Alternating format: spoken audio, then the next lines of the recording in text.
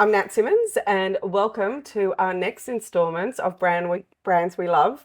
And today with us we have Matt Siegel from Green Thumb Media. So, welcome, Matt. Hey Nat, thanks for having me.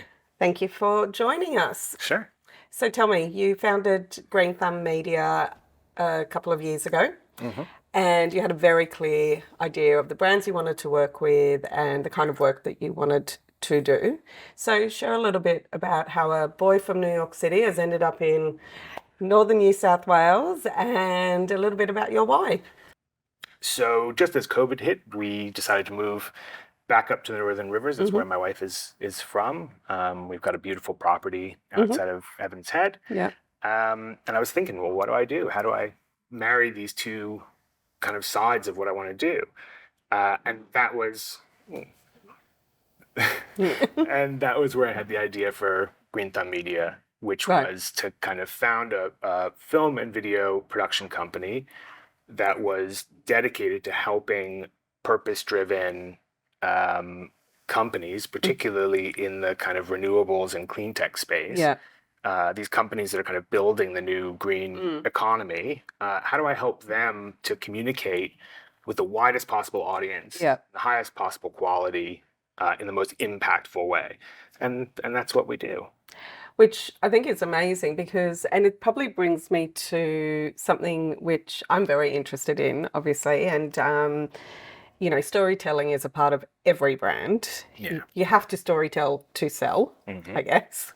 Um, Absolutely. but as the world is changing and consumers, I think, are really changing and they're making purchasing decisions based on brands that they love, hmm are you seeing that getting businesses to tell this story, they're more open to it, and really they have to change their storytelling methodologies because they have, we all want to attract as many customers as possible, really. That's why we're in business. Yeah, that's Yeah. right. I could have brought my cheat sheet today. I didn't.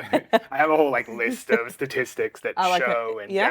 demonstrate Mm-hmm. in numbers what you just talked about. Mm. It is very quantifiable. Oh, You 100%. know that Yeah. like particularly with younger, younger Yeah. kind of cohort. Well, I can tell you that 86% believe the company should place equal value on being a responsible business Yeah, and profit. yeah. I think no one is sort of saying we shouldn't make profit as business, No. but we should have an equal, value set applied to creating positive impact for people and the planet. Yeah, I think that's right, and I think people are really reticent to shop with brands that don't reflect their values, or Correct. even Yeah. worse, are kind of working contrary to their Mm-hmm. values. Yeah.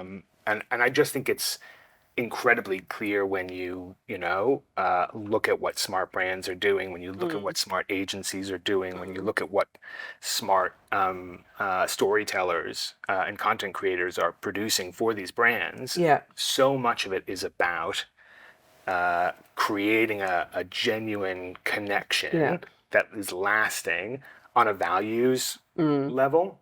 Because I think you're just much more likely to stick with a brand if you feel that they reflect your values. If they, Correct.